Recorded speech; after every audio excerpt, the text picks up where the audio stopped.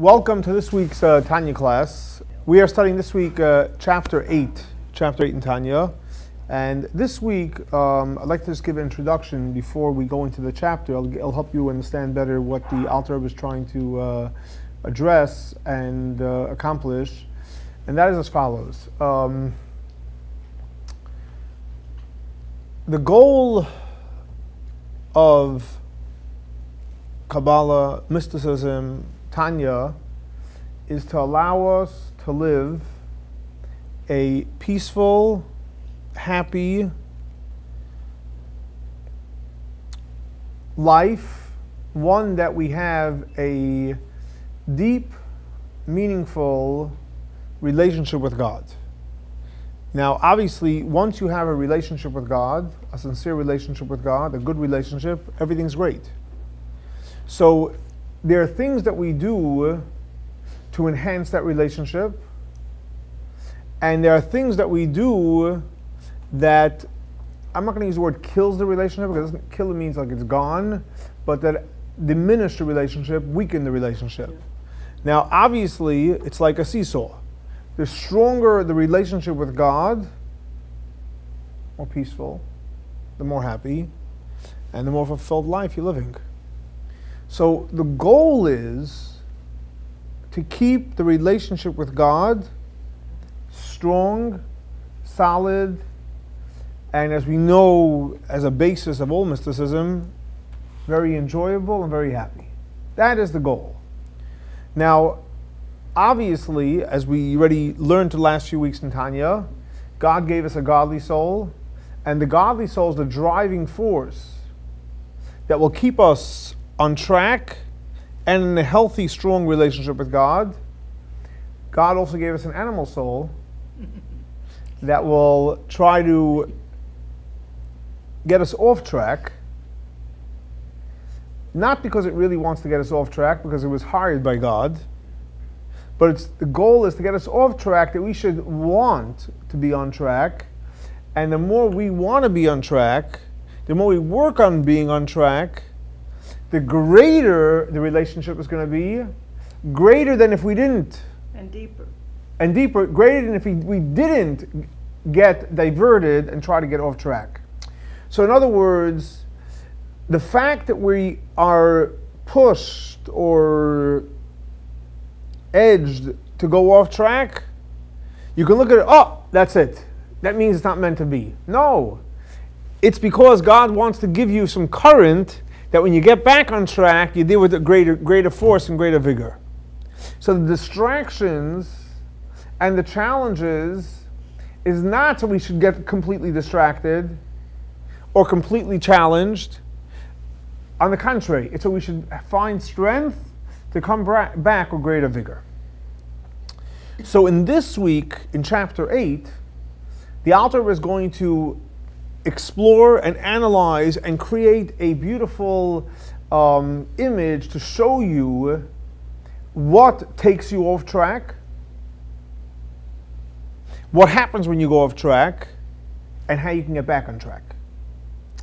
The goal is not to focus on the fact that you're off track, but knowing the enemy is half the solution. You have to know what your enemy is. You have to know what's taking you off track, what's keeping you off track, and more importantly, if you get off track, how to come back on. And it's all part of the journey, but you got to know the players. So the Alter begins in this week's chapter of Tanya, and he says like this. He deals with it on 3 levels, because we know that the window that we have to the world, there's 3 windows we have to the world. What are the 3 windows that we have to the world? Or in terms of the language of Tanya, the 3 garments that we have that expose us to the world and expose us to getting off track, or the area where the battle takes place, the spiritual battle takes place, that is in thought, speech, and action. Machshava, Dibur, and Maisa. So the Alter Rebbe goes through each one of these levels of thought, speech, and action, shows you where the enemy, namely the Yetzer Hara, is going to come in to try to attack, Knowing where he's coming to attack, hopefully you'll be successful. And if you're not successful, knowing what it takes to come back on track. So we're going to start exploring with the world of action. We're going to go to the world of speech. And we're going to go to the world of thought. So let's start with the world of action. The world of action, so the Alter Rebbe gives an example, and again, you can use any example you want, but we're going to take the example the Alter Rebbe gives, and he says, okay, so what is the world of action for us in terms of our spiritual focus with God? So if we want to make sure we stay focused on God, very simple. We got to follow all the positive commandments, and we can't digress and do any of the negative commandments that we shouldn't be doing. So, for example, the Alter Rebbe says, take, for example, one of the commandments in the Torah is that we should only eat kosher, which animals we could eat, which animals we can eat, how you have to prepare the food, and certain years of the produce that you can't eat and you could eat. But in simple English, the laws of kashrut. There are things which are mutar, permissible for us to eat, 100% kosher. Kosher means we have the ability to elevate it. And there are certain things which are asur, forbidden to eat. So what does that mean? And we discussed it at length last week, but just to recap, what does that mean something is mutar? Something mutar means that it's in the neutral territory. In the Kabbalistic term, we called it klipat noga. It's in the area where it can go, you can elevate it by having the right intention, or you can downgrade it by having the wrong intentions and doing bad things with the energy you receive from the food. It can go both ways. So that's called mutar. It means that it's open. You have the ability, it's a neutral zone, you can either elevate it or downgrade it. That's mutar. Then you have something which is called asur. Asur means God said it's forbidden. What does it mean forbidden? We do not have the power to elevate it. What does that mean practically? You eat it, you have just now taken it within you something which you don't have the power to elevate, and because you don't have the power to elevate, it's actually going to downgrade you. And we'll explain what that means. So there's the world of mutar and asur. So in this chapter, Alter Rebbe says when a person goes ahead and eats something, consumes something which is forbidden to eat, something which is 100% not kosher, and you go ahead and eat that. So in the Kabbalistic terms, you ate something which is asur, which is tied up to where? To the shalosh klipot atmeot, to the 3 impure klipot, which means they don't have a redeeming factor. What does that mean? That means it's not like you went ahead and did something forbidden. So there's you, and you did a forbidden act. By you doing a forbidden act, you engaged in something that was wrong. Here, the item itself, in Hebrew it's called the cheftza. The item itself is forbidden. So when a person does something wrong, so that you went ahead and did something which you could have either done it or not done it, and now you engage in something which is forbidden. So when did it become forbidden? When you engage in it. Here, it's not that your engagement made it forbidden. The item is forbidden. The item itself is something which we don't have the power to elevate. So what happens when you go ahead and consume something which is forbidden? Now, you've downgraded yourself, and you've taken something within you that is from the 3 impure klipot, and how are you going to elevate it? So the Alter Rebbe comes and he asks a simple question. You're a godly man. You have a godly soul. True, you have an animal soul. But the animal soul wants to enjoy, and there's a Jewish animal soul, the way the Alter Rebbe defines it, a Jewish animal soul has no interest in eating something which is forbidden. He might want something which is kosher and really, really enjoy it. That's his big sin. And as the godly soul, we discussed last week, just wants to be nourished so he can serve God. He doesn't look at food as a tremendous pleasure.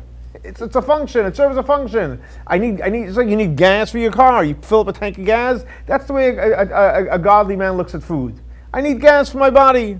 So I eat whatever you eat, drink, eat. The taste is not important. It's healthy.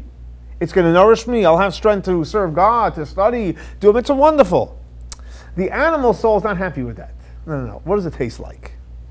They want to know exactly what it tastes like, and it has to taste good, and it has to have a nice sizzle, and a nice texture, and a nice look, whatever the way you get excited about, a pleasure about food. Not something forbidden. So the Alter Rebbe says the animal soul just wants it to taste good and taste great, and is so involved in the taste. So that is what, you don't need anything forbidden. It's not shalosh klipot tatmei, it's not forbidden. It's klipat noga. And because you're just so involved in the taste of it, you forgot about God. That's basically what you did. You forgot about God. You left God somewhere. And you're so consumed with this taste of something, which is secondary, because ultimately God created it. It's about the relationship with God. Now you've taken something which is klipat noga and you downgraded it. Possibly the shalosh klipat tatmeyot. But by going ahead and having the proper thoughts and the proper intention, doing a little tshuva, you can elevate it, as we discussed last week. Here we're talking about eating something which is forbidden. This is not something which is permissible, and you got involved with the tremendous taste of it. Here you ate something which is forbidden, so the item itself is tied up in shalosh klipat tatmeyot. How are you going to elevate that? So the Alter Rebbe's question is a very simple question. How does a Jew come to do something like that? Because you want to know the enemy. How do you go from point A all the way down to point Z? I got you go point A to point B. Fine, you're eating something, it tastes good, so you got to get involved with the taste, right? But how do you go from just enjoying something, a kosher steak, to eating, God forbid, something, a steak which is treif? How do you do that? So the Alter Rebbe says, and it's important to know this, you didn't just go to eat a non-kosher steak. Very simple. The godly soul has zero interest in non-kosher. That's not even on the radar. Pleasure for sure not. That's what God wants. So where did the animal soul go to eat a non-kosher steak? It's very simple. What happened was, first, you ate kosher, but you got involved in the whole taste and the excitement and the passion of the pleasure, which is really superficial. As you got involved in the passion and the pleasure of the taste, you know what happened? You lost your spiritual sensitivity. So because you lost your spiritual sensitivity, because you, so to speak, left God on the side while you were indulging in a good drink or in a good delicacy, so really what happened at this point, you didn't forget about God, you forgot about God a little bit. And then you got more involved in the food, and then you start running a marathon after finding more delicious food here and delicious food there, right? So really what's happening is, as you're really doing something which is permissible, but even in the permissible, you're forgetting about God, because you're focused on the taste. So as you start focusing on the taste, hi, how are you? Welcome. Come inside, have a seat. As you start focusing on the taste, as you get more and more desensitized and you're not sensitive to God's presence, what happens? You forget. You can forget about God. So when you forget about God, what do you end up doing? You end up eating something which is forbidden.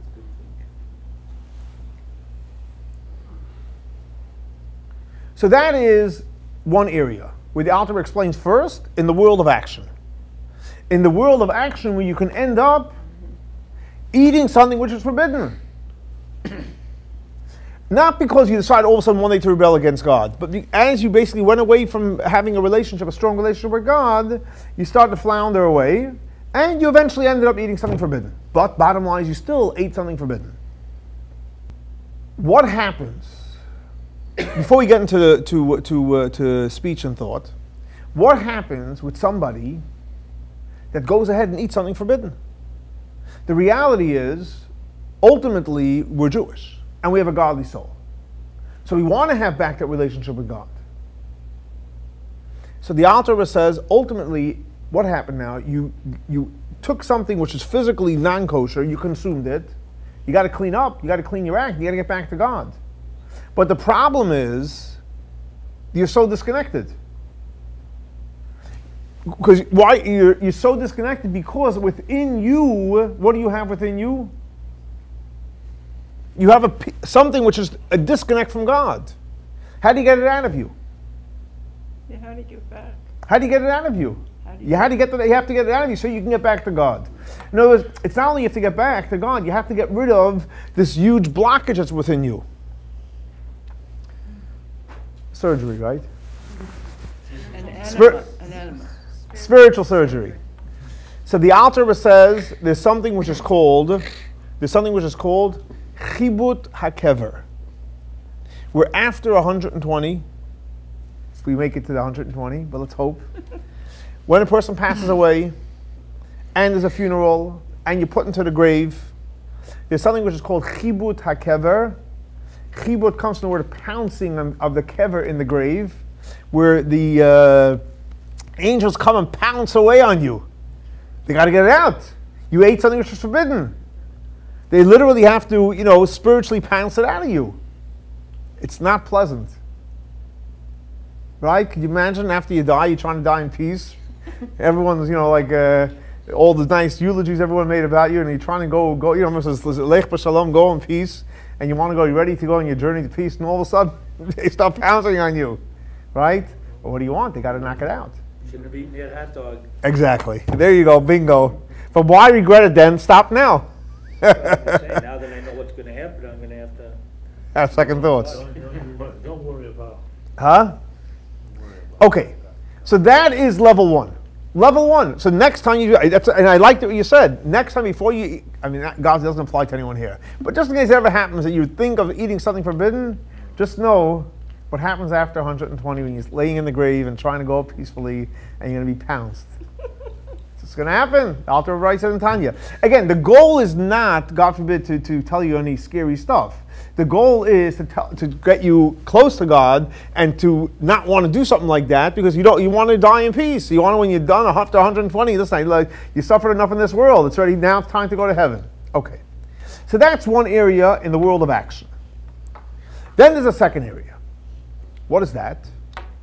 In the world of speech. What does that mean? God gave us an opportunity to have a relationship with Him. How do we have the relationship with God? Through our speech. Prayer, Torah study, nice and kind words, loving words, peaceful words, right? What's coming out of your mouth what? Singing and dancing, Jewish songs. The idea is what? To become closer to God, right? Through your speech. What happens if instead of using the gift God gave you of praying and studying and doing mitzvot and inspiring people and talking love and kindness and being nice to people, instead, we're not even doing anything forbidden. We're talking about if you go ahead and you just start talking, in Hebrew it's called Dvarim B'Telem. Dvarim B'Telem means idle chat, yentish stuff. Right? This, you're talking narishkeit, nonsense, things that have no value or no meaning. It's just, Dvarim B'Telem means it's empty words. But talking, right? Constantly talking empty words. We're not talking about, again, we're making a distinction. We're not talking about God forbid, we're not talking about making fun of someone lashon hara. That's a different category in itself. We're talking simple dvarim b'telem.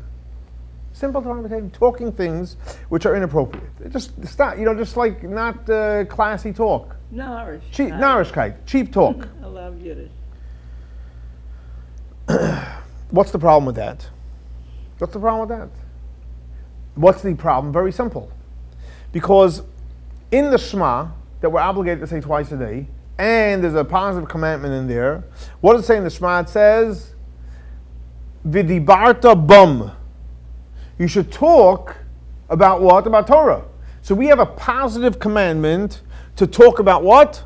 Torah. Now, every mitzvah has a time constraint. For example, you say you do the prayer service in the evening and the prayer service in the morning. Shabbat is on the seventh day of the week. Yom Kippur is once a year. Every mitzvah has its time. Everything has its limit. Kiddush, you don't make a kiddush with with 5 gallons of wine. That has a shear. There's a certain measurement. Every mitzvah has a measurement. What is the measurement of how much Torah study one should do? How many hours a day should you study Torah? How many minutes? You tell us, Rabbi. The answer is all day. As long as you have energy in your mouth to speak, talk words of Torah.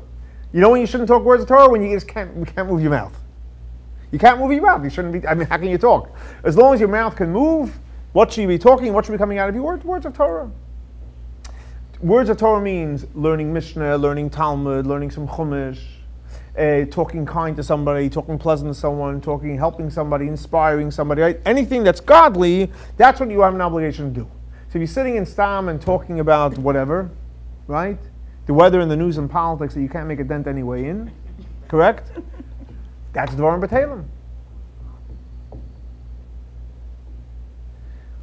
What's the major issue? Again, let's go back to the original point. The goal is to have a what? A relationship with God.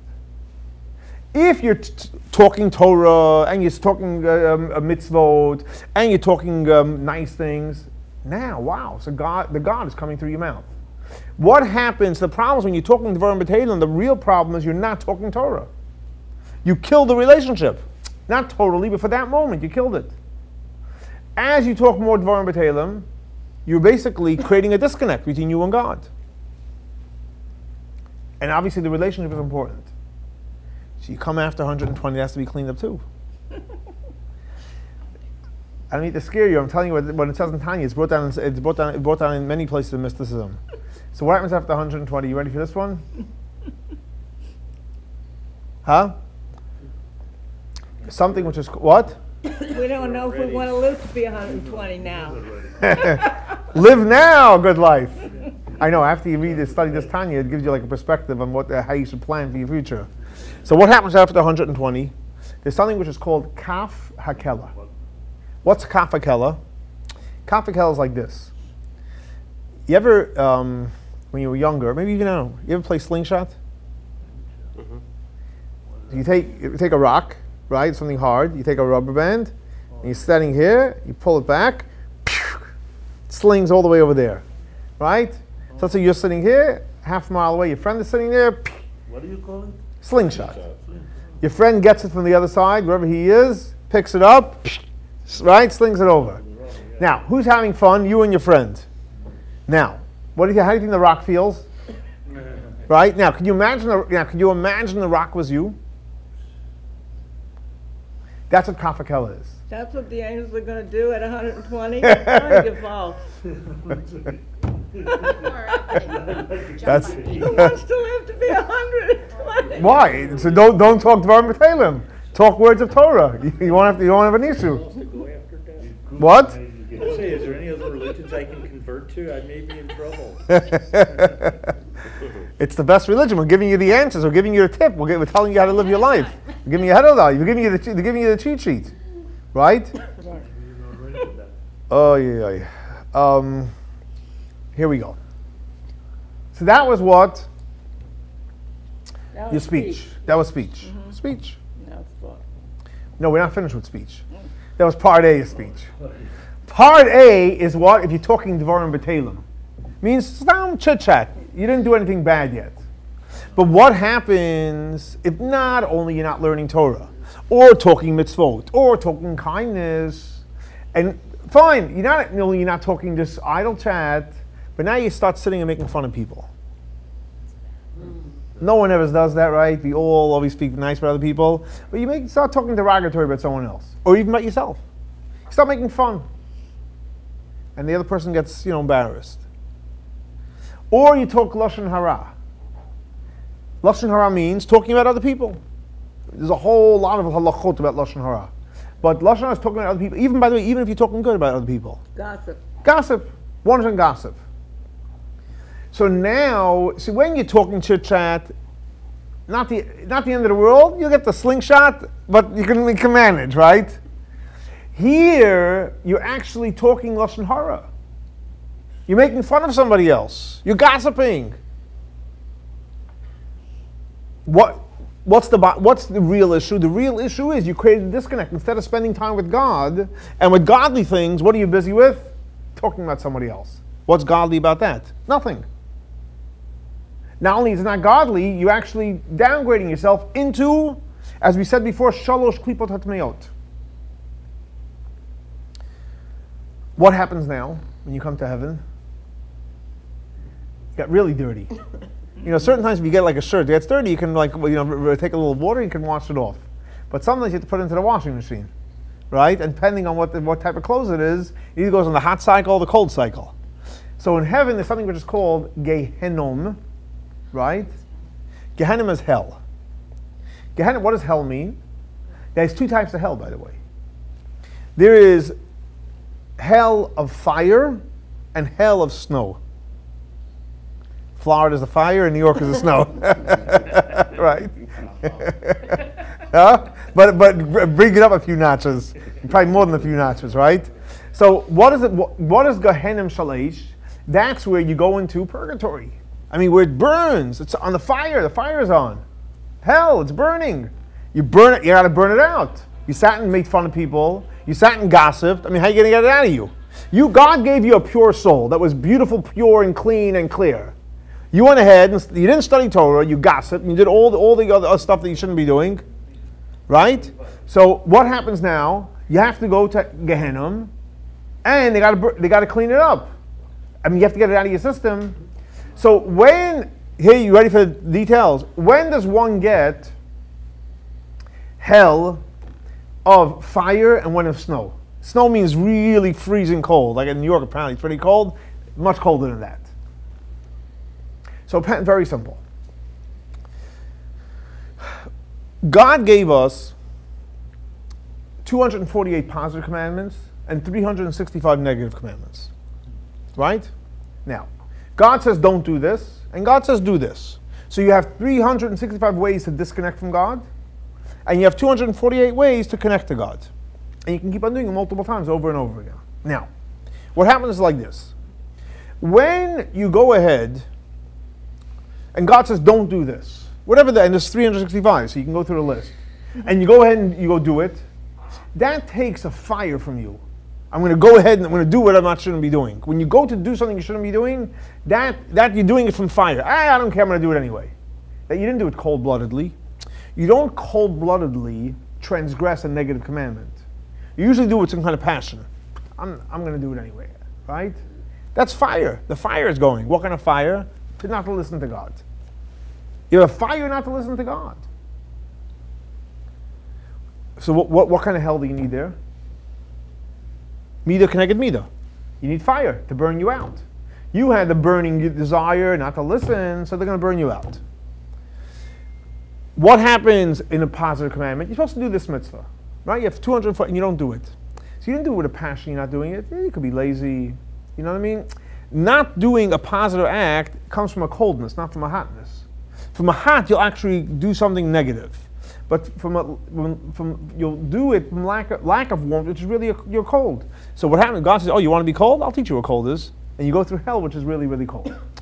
Again, the goal of this class, I want to remind you constantly, this is not about telling you all the negative things that do happen. This is a natural result for cleanup process. The goal is to stay focused and to know there's possibility to fix things. Why would you want to fix it if it's so hard to fix them? Might as well go to begin with on the right path.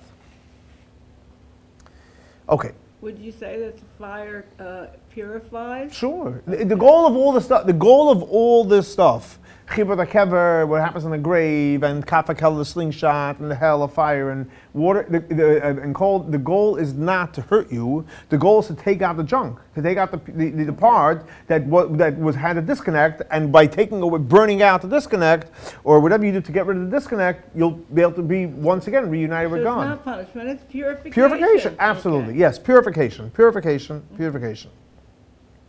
Okay. So far, we spoke about what? Action, speech, and one more point. Here is very simple. What did we say before? We have a positive commandment. Positive commandment for what?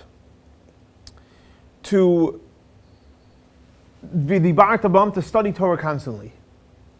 So what happens if a person doesn't study? You're not going and talking bad about other people. You're not chit-chatting. You're just not studying, just doing nothing with your time. So here, the problem is you transgressed a negative commandment.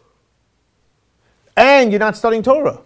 So obviously you have to go through a purification to accomplish that, which is basically the hell of snow, right? Plus, whatever it takes to transform, clean up the time that you wasted. And the goal, like you said, is A, purification, and B, to stay focused and stay in the safe zone. What's the safe zone? Very simple. What's the safe zone? Study Torah. Study Torah, do the commandments, obviously don't transgress, and think about God constantly. Now, so far the Alter addressed, right, the action, speech, the thought, right, negative thoughts also. Here he's coming to address something very unique, and that is as follows. And he says like this: everything we spoke about up until now really affected the emotions, your emotions that have to be cleaned up. Because the emotions obviously took you astray. The emotions, what you got involved with, the excitement of something negative. Like when a person's, let's say, making fun of somebody and gossiping, you think there's a big thought process in here? No, it's just emotionally, it's excitement, right? It's your emotions going wild. Let's make fun of somebody, right? Now let's talk about this person. There's no major, you don't need a big brain for that. You just need a gossip. And the contrary, I think the less of a brain, it's easier it's to gossip. Here comes along the Alter and he addresses another issue. And that is as follows. Here he says there's possibility, because what's the ultimate goal? The ultimate goal is to keep connected to God. So he showed you how you disconnect your emotions from God and what you have to do with it for the purification process.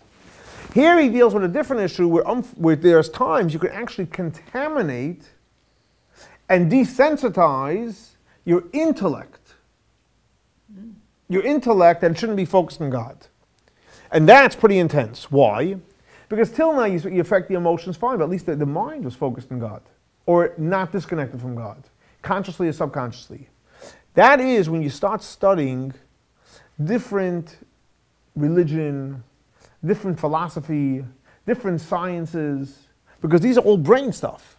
So as you're studying like different theory, different history and different sciences and different religions, what are you actually doing? You're taking your brain, because you need your brain to study it. What are you putting in your brain? All this data. Now what's the issue? Two issues. One issue is, what are you not doing at that moment? You're not studying Torah. You're not praying. You're not thinking about how you can make the world a better place for God. That's issue number one. Number two is you're actually filling it with things which aren't godly.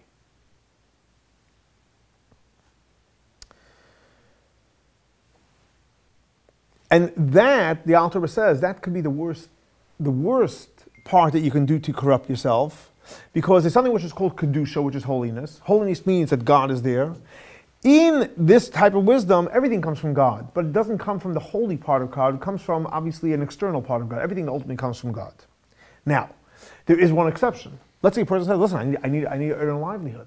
If I'm not going to go, for example, and study, these type of books and all these type of history and sciences, how am I going to have a parnasa? So fine, and that's correct. The Alter brings down, even Maimonides, for example, studied medicine. Why? Because he needed it to earn a living, and he was actually, the king's doctor and so on. Then obviously it's okay. Why? Because you're not doing it for a disconnect for God. You're doing it to make God's world better. In order to make God's world better, you have to learn a profession. So it's like anyone, let's say you have to go to business school to learn how to manage your business. So if you're going to business school because you're basically bored and just for a hobby, that can be a problematic issue. But if you're trying to run a successful business, and in order to run it successfully, you have to learn systems and learn, let's say technology, fine, then it's 100% okay, and then it's permissible. Obviously, if it's not necessary for something productive, business, profession, then it's something which would not be okay to do. So here, in this chapter, it's an extremely important chapter because the Alter outlines to you, to put it in simple, concrete words, is ultimately you want to have a deep, meaningful relationship with God always. And as long as you're able to have a deep, meaningful relationship with God, you'll be in safe zone. Your mind will be filled with Torah. Your emotions will be filled with a feeling for God. You'll be able to relate to other people in a real way. because you're not relating to him on a materialistic way or in a physical way that, that differentiates us. Because every person's different. Why is every person different? Our physical structure is different. Man, woman, tall, big, you live here, he lives there, and so on and so forth, right? But that's all in the physical world. In the spiritual world, we're all one, we're all part of God. So if we stay focused on what? On our spiritual connection to God, our godly connection with other people, we'll have a great life in this world and the world to come. You won't have to do any cleanup. That'll be great. Unfortunately, there's many, many things that the Yetzer Hara tries to do to distract us. Starting from doing the wrong actions, saying the wrong things, thinking the wrong things. We're human. It happens. So we got to get back. You have to get back on track, like the real Baal Tshuva. I hear you, but I'm not gonna fall prey. We're gonna stay strong, stay committed. And the truth is, we each know it from our lives, because when you study Torah, when you pray, and when you do mitzvot, we all know how we feel. How do we feel? We feel great. We're aligned with our Maker. We're aligned with God. We're aligned with our purpose in this world. And there's no greater and better life than being aligned with God. So this chapter, chapter 8, is extremely a crucial chapter, because what happens is, if you don't know the potholes in the road, you'll fall in. Here he outlines you the potholes of life. And make sure the potholes, the pitfalls, make sure don't fall in. And if you do, you'll get out. It's not a big deal. Get out, back on track. And that's why I think this is one of the most, it's not necessarily, sometimes it sounds a little scary, all these things, but the reality is it's the truth. You have to know the truth. You have to know really what happens. And by knowing what happens, you know what not to do also. So it's a great chapter to learn. It's a great chapter to study. And it really, it wakes you up and saying, oh my gosh, even though it's challenging now to stay on track, it's much easier, and as difficult as it is, it's much easier to fight, to stay on track, as tough as it is, versus to deal when you get off track later on.